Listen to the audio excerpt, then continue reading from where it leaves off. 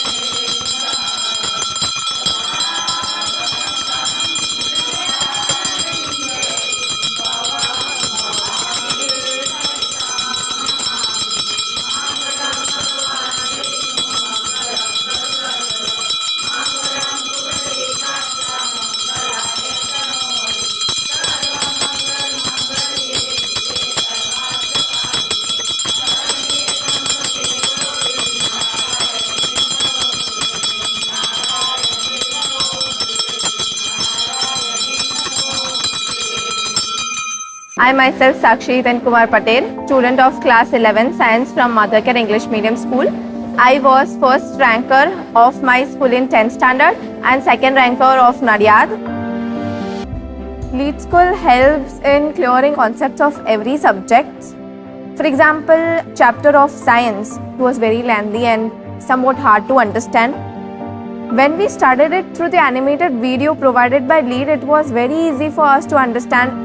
So when the question related to that came in exam, which was complex, we were easily able to answer them.